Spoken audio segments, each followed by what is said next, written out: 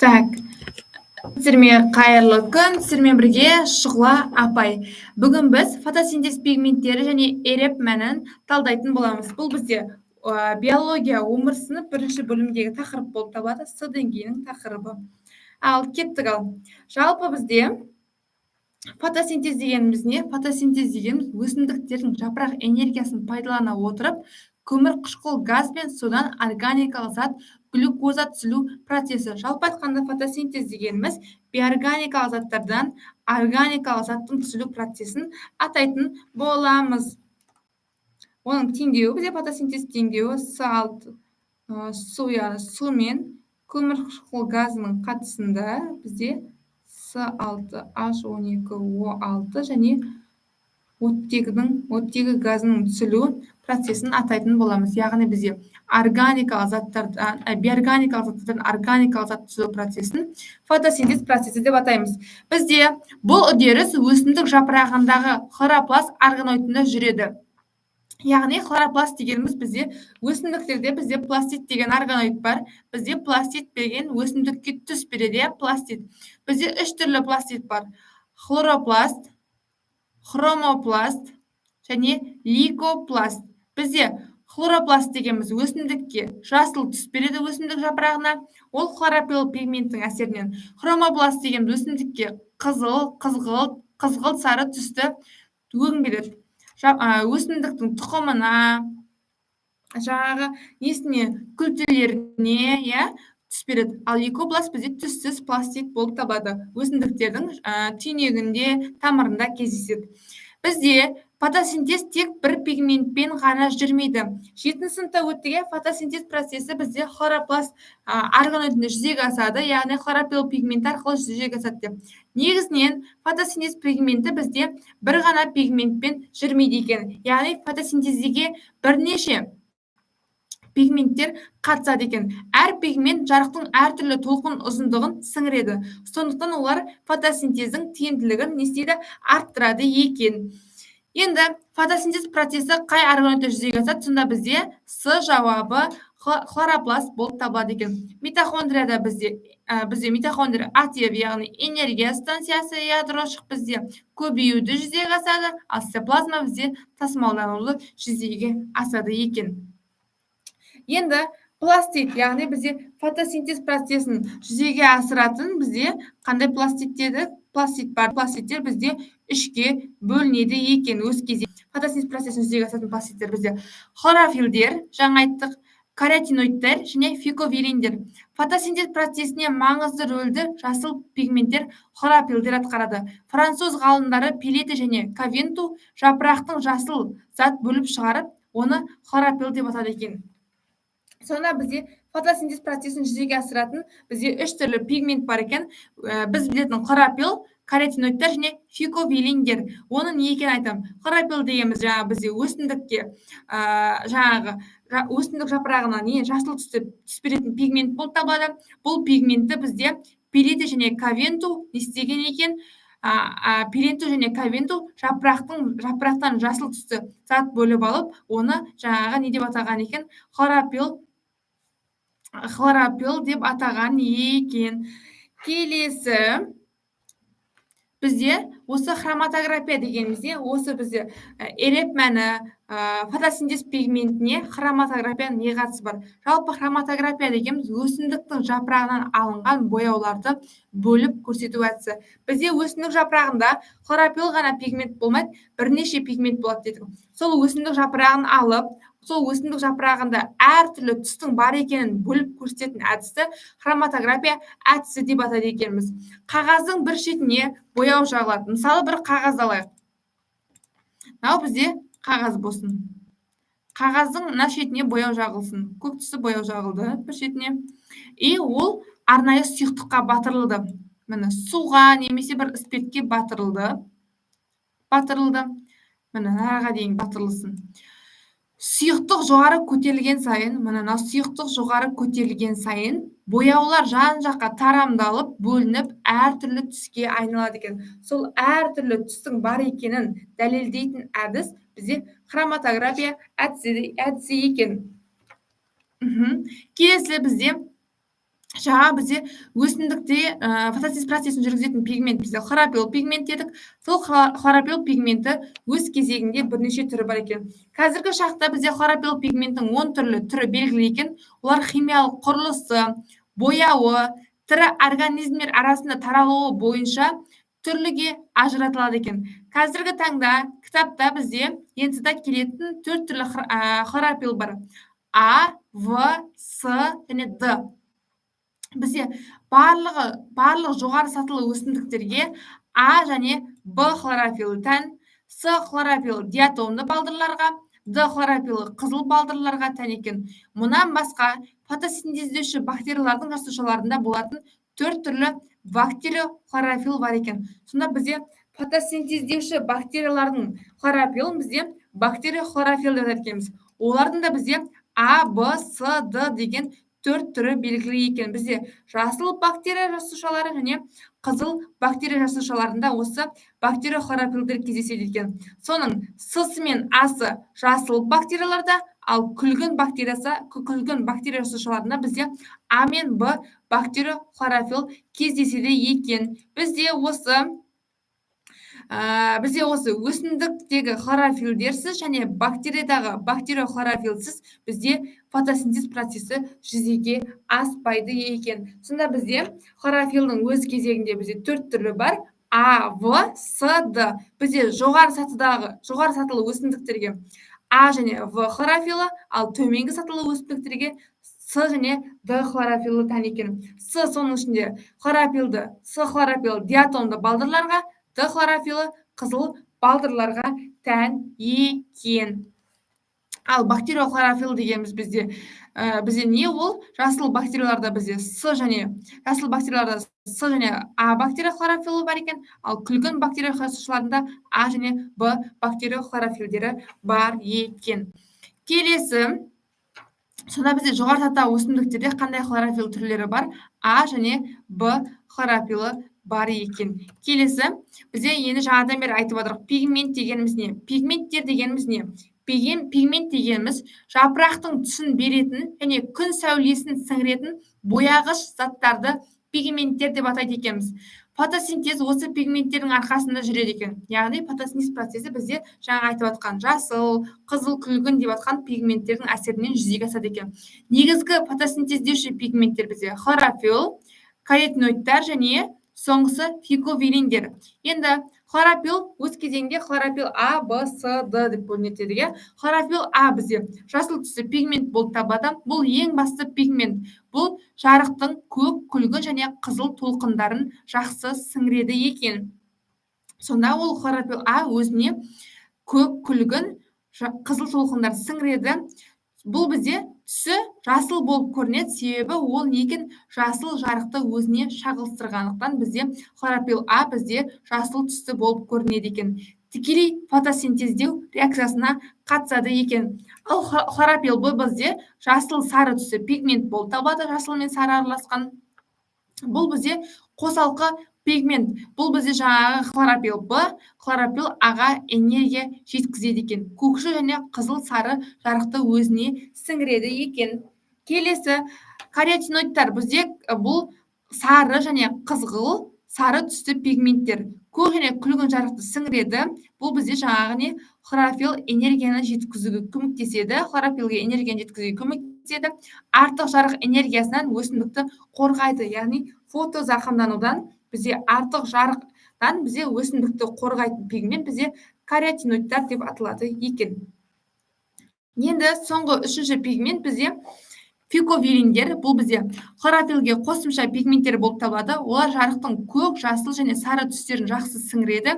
Яғни күн сәулесінің кең ауқымын тиімді пайдалануға мүмкіндік береді екен. Бұның қызметі бізде фиковириндердің қызметі жарықты сіңіру, фотосинтездеуге көмектеседі, яғни хлорофиллға жетпейтін жарық спектрін толықтырады. Теңіз түбінде де фотосинтез процесін жүзеге асыруға мүмкіндік береді екен. Фиковириндер бізде бұл не? Пигменттер терең судағы әлсіз жарықты да пайдалана алады екен бұл пигменттер. Бұл пигменттердің бізде 3 түрін НЦ-да береді. Қандай? Фикоцианин, фикоэритрин және аллофикосианин фикосианин. Бұл бізде 3 түрін қалай жаттаймыз? Бұл бізде 3 түрінде де қарасаңыздар фико деген не бар? Жұрнақ бар екен. Осы фико деген жұрнақ болса, онда бізде фиковилиндердің түрлері болып табылады екен. Фикосианин бұл бізде көкшіл түсті, көк жасыл түсті болып табылады екен. Бұл бізде көк жасыл балдырларда, яғни цианобактерияларда кездеседі, көкшіл түсті. Фикоэритрин бұл бізде қызыл түсті, қызыл балдырларда көп болады. Ал бізде фикосианин бізде қосымша көк пигмент болып табылады екен. Бұл бізде жасыл балдырларда да, цианобактерияда және қызыл балдырларда да кездеседі екен. Келесі сонда бізде каротиноидтардың негізгі қызметі фотозақымданудан қорғау, яғни энергия жеткізу болып табылады екен. Келесі жаңа айтып жатырық, осы бізде хлорофилл А, хлорофилл Б, хлорофилл С, Д, каротиноидтар, фиковилиндер, осы фиковилиндер, осылардың барлығын қалай ажыратамыз? Яғни бұл ажыратуға бізде жаңа айтты, хроматография әдісі көмекке келеді екен. Бұл қалай жұмыс істейді хроматография әдісі? Жасыл жапырақтан шырынын сығып алады. Яғни мына жасыл жапырақ болсын, осы жапырақтан шырынын сығып аламыз. Қағазға осы ерітіндіні тамызамыз. Жасыл жапырақтан шырын сығып алып, сол ерітінді болса нараға тамызамыз да. Не істейміз? Қағаздың ұшын еріткішке, мысалы еріткіш ретінде бізде органикалық спирттер ацетон немесе этанолға батырылады, немесе суға батырылады. Еріткіш жоғары көтерілген сайын, міне еріткіш, яғни су бізде жоғары көтерілген сайын пигменттер әртүрлі жылдамдықпен қозғалады. Нәтижесінде қағазда түрлі түсті жолақтар пайда болады. Жасыл, сары, қызыл, қызғылт сары деген сияқты. Енді сонда хроматография дегеніміз сонда бізде жаңағы пигменттерді бөлу әдісі болып табылады екен. Хроматография әдісінің көмегімен не анықтауға болады? Бізде не сонда жапырақтың құрамындағы суды емес, жапырақтағы әртүрлі пигменттерді анықтауға болады екен.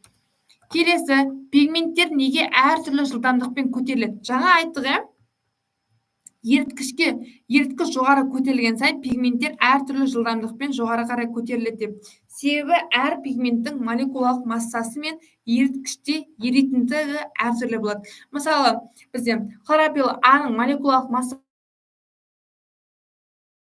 жоғары болса, массасы төмен болады. Немесе хлорофилл А еріткіш дегеніміз жаңағы су спирттерде жақсы ерсе, хлорофилл Б оларда жақсы ермеуі мүмкін. Соған байланысты әртүрлі жылдамдықпен көтеріледі екен. Немесе біреу жоғары тұрады, біреу төмен тұрады. Келесі себебі еріткішке жақсы еритін пигменттер жоғарырақ көтеріледі. Сонда еріткіште жаңағы суда, мысалы хлорофилл А-мыз жаңағы бізде спирт, мысалы С2H5OH бізде этил спиртіне жақсы ересе, бұл бізде не жоғары жақта тұрады екен, хлорофилл А. Ең жоғарғысында тұрады екен. Соңғы себебі үлкен молекулалар баяу қозғалады екен. Яғни бізде жылдамдықтары көтеріледі. Мысалы бізде үлкен молекулалар астында тұрады екен, ал жеңіл молекулалар үстінде тұрады екен. Хроматография осы әдісіне бізде қозғалмалы фаза, тұрақты фаза, еріткіштігі, қағаздағы адсорбция, полярлық және молекулалық массалар әсер етеді екен. Сонда хроматография пигменттердің әртүрлі жылдамдықпен көтерілуінің басты себебі қандай? Оның молекулалық массасы мен еріткіште еритіндігі. Келесі, міне, бұл бізде кітапта берілген қандай әдіс сурет болып табылады. Бұл сурет сіздерге енді келіп қалуы мүмкін. Жаңағы бізде фотосинтез пигменттерін талдасақ, енді РФ дегеніміз не? РФ дегеніміз бізде мына суретті қараңыздар. Бұл жерде бізде сөре сызығы, мәре сызығы көрсетілген, және РФ мәні. Бұл жерде, мысалы, жаңа айттым, хроматографияда бізде пигмент барып суға батырылады. Сол кезде полярлығы жоғары қарай көтеріледі. Мысалы, каротиннің полярлығы жоғары екен, жоғары қарай тұрады. Ал хлорофилл А-ңкі, хлорофилл Б-ңкі төмен екен. РФ мәнін қалай табамыз? Ол сіздерде беріліп тұрады. Судың көтерілуі бізде 10-ға тең болса, ал бізде пигменттікі пигменттікі, мынау пигмент мысалы кариотиндікі бізде 2-ге тең болса, сонда ереп мәні бізде пигмент бөлінген еріткіш болып табылады екен. Пигмент бөлінген еріткіш. Сонда 2-ні бөлесіздер 8-ге. Сонда ереп дегеніміз бізде бұл пигменттің еріткішпен салыстырғанда қаншалықты алысқа жүргендігін көрсететін саны.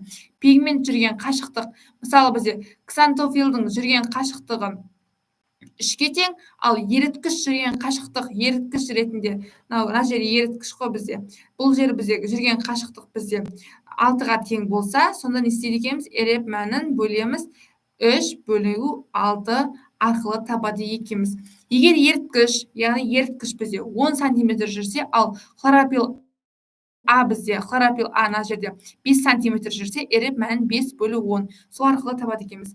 Ереп мәні әр пигментке тән. Осы мәндер арқылы қандай пигментке екенін анықтай аламыз. Бізде хлорофилл А бізде көкшіл жасыл түсті, хлорофилл Б бізде сары жасыл түсті, кариотин бізде қызғылт сары, ксантофилл бізде сары түсті пигмент болып табылады екен. Ереп мәні осы бізде осы шамада болады екен. Хлорофилл А-нікі бізде 0,3 пен 0,5 аралығында, хлорофилл Б-нікі бізде 0,2 мен 0,4 аралығында, кариотиндікі бізде 0,8 және 0,9 аралығында, ал ксантофиллдікі 0,6 және 0,7 аралығында болады екен. Енді мына суретті түсіндірейін. Бұл жерде бізде сөре сызығы және мәре сызығы деген сызықтар бар. Сөре сызығы деген бастапқы заттың тамызылған жері. Жаңа айттық, бастапқы зат деген не ол? Жапырақтан алынған шырын. Жапырақтан алынған шырынның жерін, тамызылған жерін, мына жерге тамызылса, ол бізде сөре сызығы болып табылады екен. Ал мәре сызығы дегеніміз жаңа еріткіш. Мысалы, этил спиртінің соңғы қозғалған шегі бізде мәре сызығы болып табылады екен, мәре сызығы. Пигменттер жоғары төмен қарай мына ретпен орналасқан. Кариотин бізде қызғылт сары пигмент ең жоғарғыда көрсетілген. Бұл бізде қызғылт сары. Ал ксантофилл бізде сары түсті пигмент. Хлорофилл А көк жасыл, ал Б хлорофилл сары жасыл түсті ең төменде орналасқан. Бұның орналасу себебі неліктен біреуіңкі жоғары, біреуіңкі астында, Б хлорофилл астында, кариотин неге жоғары екенін түсіндірем. Пигменттердің қозғалу жылдамдығы олардың еріткішпен және қағазбен әрекеттесуіне байланысты. Кариотин полярлығы аз, яғни бізде молекулалық массасы полярлығы аз болғандықтан, бұл бізде қарай жоғарында тұр. Ал бізде Б хлорофилл біздің полярлығы жоғары және болғандықтан, ол бізде аз жылжитын болғандықтан, бізде Б хлорофилл төменде. Сонда бізде жоғарғы жағында полярлығы қандай? Полярлығы аз және молекулалық массасы аздар. Ал бізде төменгі жағында қалады полярлығы күшті және молекулалық массасы жоғары болғандықтан. Түсінікті ма осы жерлер? Сонымен қатар, бүгінгі тақырыпта бізде осы ғалымдар белгіленген, бізде Тимирязев, Вудворд және Свет. Бізде бұл ғалымдардың бұл тақырыпқа не қатысы бар? Тимирязев бізде фотосинтез процесін зерттеген алғашқы ғалымдардың бірі. Ол өсімдіктердің жарық энергиясын сіңіруінде хлорофиллдің рөлін анықтаған, яғни жарық пен фотосинтез арасындағы байланысты зерттеген ғалым болып табылады екен. Фотосинтездің негізін қалаған ғалым. Ал Вудворд бұл бізде хлорофиллді толық химиялық синтезін зерттеген ғалым. Ал Свет бізде 1906 жылы жаңа хроматография әдісін ойлап тапқан, яғни пигменттерді бөлу әдісін ойлап тапқан ғалым болып табылады екен. Қазір осы сабақтан соң көз жіберіп қоям астына. Жалпы айтқанда, бүгінгі сабақ осымен тамамдалды. Бұл сабақта біз фотосинтез пигменттер және ереп мәнін табуды үйрендік. Сабақ түсінікті болса, лайк басып, комментарий жазып кететін боламыз. Жалпы ұбт бұл тек қана сынақ болып табылады, бір сынақ. Ол сенің барлық қабілетіңнің, арманыңның немесе болашағының жалғыз өлшемі емес. Бірақ дәл қазір саған берілген мүмкіндік болып табылады. Өз мүмкіндігіңді пайдалан, сен дайынсың, сенің қолыңнан барлығы келеді. 100+ бала алу сенің қолыңнан келеді. Қорықпа, сенің еңбегің босқа кетпейді. Иншалла осы видеоны көріп отқан барлық оқушы 100-ден ассын. Назарларыңызға рахмет. Сіздермен бірге Шұғыла апай.